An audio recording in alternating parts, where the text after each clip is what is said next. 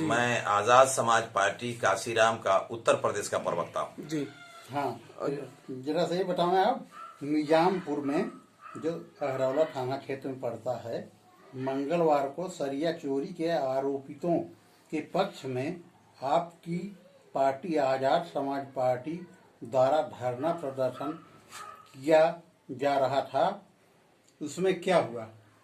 देखिए, निजामपुर में जिनके लिए मैं धरना प्रदर्शन करने गया था, तो मैंने जांचा परखा जाना, और मैं बता दूं, श्री ओम प्रकाश फौजी जिन्होंने वीआरएस ले लिया, वो सेना में थे, और उनकी धर्मपत्नी आज की तारीख में निजामपुर की प्रधान है।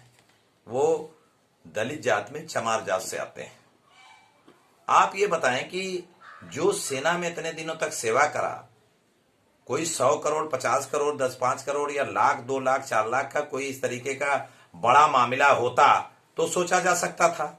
वो सेना में रह के 1.5 कुंटल सरिया चोरी करेगा, ये बिल्कुल झूठा आरोप था। और पूरा जांच परख के मैं गया था। वहां के प्रशासन ने, आजमगढ़ के प्रशासन ने मेरे साथ विश्वासघात किया।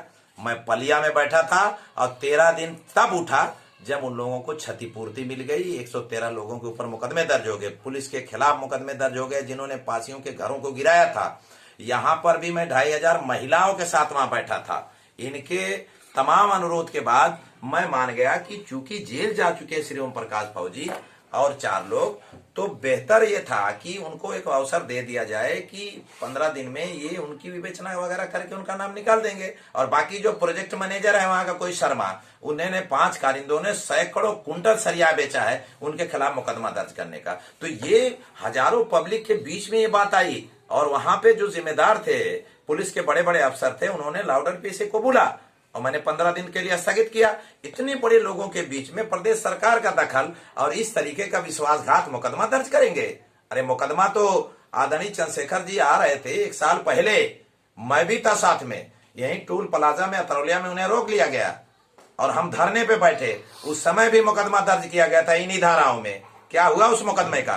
मैं पलिया में धरने बैठे था, चंद्रशेखर जी भी आए थे।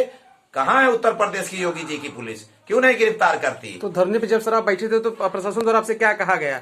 मुझे प्रशासन से कहा नहीं गया, पूरे प्रशासन का अमला आया था और 15 दिन का समय दिया गया उनको, ये कि प्रोजेक्ट मैनेजर के ऊपर अभी जीडी में एफआईआर होगा कल ही की डेट में, और बाकी 4 लोगों को विवेचना में नाम निकाल दिया जाएगा। चारों निर्दोष हैं।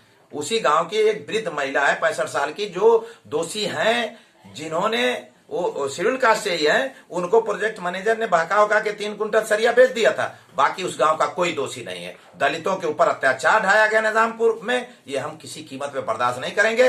अब ये जो एफआईआर किया है, इसके कड़ी में 15 दिन का हमें ने मौका दिया है, प्रोजेक्ट मैनेजर के ऊपर एफआईआर और प्लस इन 4 लोगों का नाम निकालने के लिए। यदि 15 दिन में नहीं हुआ, इस मुकदमे की कोई परवाह नहीं हमें, अगर 15 दिन में नहीं हुए तो इसका अंजाम क्या होगा प्रशासन जाने और उत्तर प्रदेश सरकार जाने, हम न्याय ले लेंगे। हाँ, जैसा कि जो है सुनने में आ रहा है कि आपकी पार्टी आजाद समाज पार्टी द्वारा जो है गंभीरपुर थाना क्षेत्र के राजमो ग्राम में 14 अगस्त को जो है धरना प्रदर्शन करने जा रही। क्यों करने जा रही धरना प्रदर्शन? जरा से इस पर प्रकार। बहुत अच्छा सवाल आपने किया। उसी धरने प्रदर्शन को रोकने के लिए ये खेल किया गया है, दहशत फैलाने के लिए, लोगों में डर पैदा करने के लिए। मुकदमा पंजीकृत हो गया। 20 लोग आजाद समाज पार्टी भीम आर्मी के, 80 लोग अज्ञात महिलाएं, वहां की प्रधान श्रीमती स्नेहलता, शर्म आनी चाहिए। वो अपनी न्याय संगत मांगे, शांति पूर्वक कर रही हैं, परमिशन नहीं। देश भर में परमिशन जहां जो चाहे कर ले। मैं पलिया में था, वहां परमिशन था क्या? कैसे प्रशासन ये कर दिया? मैं रानीपुर रजमो 14 तारीख को जा रहा हूं 10:30 बजे, और अनिश्चितकालीन धरने पूरी unit Azad Samaj party Bhim army और पीड़ित के परिवारों और कई 100 लोगों के साथ धरने पे बैठूंगा, और जब तक न्याय नहीं मिलेगा तब तक वहां से उठूंगा नहीं। अब इस प्रशासन पे मुझे कोई भरोसा नहीं है। मामला क्या है, मैं 30 सेकंड में आपको समझा देता हूं। मामला यह है कि पिछले महीने की 2 तारीख को एक 16 बिस्सा जमीन है बंजर खाते की, वहां पर 14 बिस्सा में शेड्यूल कास्ट के चमार बिरादरी के लोग अपना आवास बनाए हैं। 4 बिस्सा जमीन खाली थी। भविष्य में हमारे दलित समाज के लोगों को वहां पे मूर्ति स्थापित करना था प्रोग्राम। किसकी मूर्ति स्थापित? बाबा साहब डॉक्टर भीमराव अंबेडकर की। लेकिन परमिशन लेके अभी मूर्ति बनी भी नहीं, एक इरादा था उनका, और वो खाली जमीन थी तो गांव के बीच में थी, तो वो लोग बेचारे साफ कर रहे थे।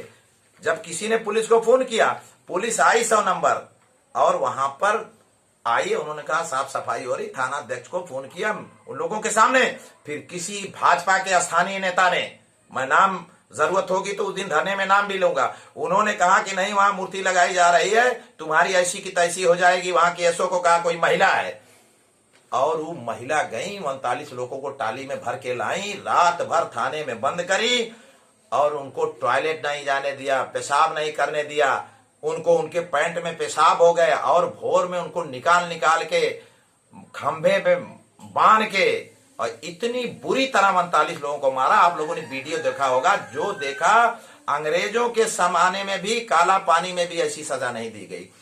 जब चंद्रशेखर जी आए, उनके सामने ये बात आई तो उन्होंने मुझे डिप्यूट किया था। मैंने पिछले महीने की, इसी महीने की 3 तारीख को वहां भेजा शिष्टमंडल, हमारी पार्टी के 4 लोग गए और उन लोगों ने वहां गांव से होते हुए फिर आए, तो मुझे जब बताए और वो लोग आके मुझसे बोले, तो मैंने मोहम्मदपुर के पीएससी को कहा कि तुमने उस समय मुआयना क्यों नहीं किया इनका 151 चालान चोटों का? कहा साहब हमें बताया नहीं। हमने कहा री मेडिकल करो और आप भी इस दायरे में आओगे, सस्पेंशन आपके ऊपर भी मुकदमा दर्ज होगा। आप यकीन मानिए 1 महीना 4 दिन के बाद भी उनके पास निशान मौजूद थे, हरदी पियाज तमाम चोटें लगी हुई थी और मुआयना हुआ। मैंने कहा था कि 13 तारीख तक रानीपुर रजमो प्रकरण में ये मुकदमा दर्ज कर दें। यहाँ का आजमगढ़ के वरिष्ठ पुलिस अधीक्षक महोदय अगर ऐसा नहीं करते हैं तो मैं 14 तारीख को वहीं रानीपुर रजमो में बैठूंगा, बड़ा आंदोलन करूंगा। और जब तक ज्ञान प्रिया कौन वहां एसओ हैं और 4 और लोग हैं जिन्होंने जाति सूचक शब्दों का इस्तेमाल करते उन्होंने मार पीट के बुरी तरह घायल किया है, इनको सस्पेंड कर, इनके ऊपर मुकदमा दर्ज करें, सस्पेंड करें, टर्मिनेशन करें। इनके ऊपर कार्रवाई जब तक नहीं करते तब तक मैं उठने नहीं वाला नहीं। एक चीज मैं कहना चाहूंगा कि मेरी आदरणीय चंद्रशेखर जी से वार्ता हुई और ये नंगा खेल आप दबाओगे। आप दलित है, पासी है, चमार है, कोरी है, डोम है, धरकार है, दलित समझ के आप दबाओगे, ये चलने वाला नहीं है। आप पिछड़ा समझ के, कोयरी है, कुहार है, लोहार है, चौहान है, मौर्या है, यादव समझ के दबाओगे, ये चलने वाला नहीं है। और मुसलमान कहीं मेरी बिरादरी हो गए तो आप बड़ी आसानी से गला दबा देते थे। अब वो जमाना लद गया। आदरणीय चंद्रशेखर आजाद भीम आर्मी के बैनर पर 5.5 साल संघर्ष करने के बाद और 1 साल के लगभग हमारी आजाद समाज पार्टी का गठन हो गया है और उसके बैनर पर दलित, पिछड़ा और मुसलमान पूरे उत्तर प्रदेश का नहीं पूरे देश का एकजुट होने जा रहा है। 2022 में उत्तर प्रदेश में हम अपने बल पे सरकार बनाएंगे, इसको कोई माइकलाल रोक नहीं पाएगा। और आखिर में मैं ये कहूंगा प्रशासन से, आजमगढ़ के प्रशासन से और योगी सरकार से कि मैं रानीपुर रजमो जा रहा हूं 14 तारीख को।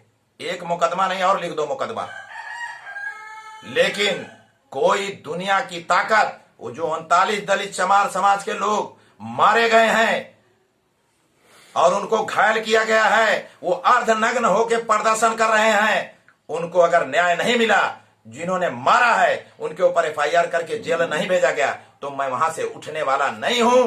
आप एक मुकदमा नहीं कई मुकदमा लगा दो, पूरे आजमगढ़ की फोर्स लगा दो।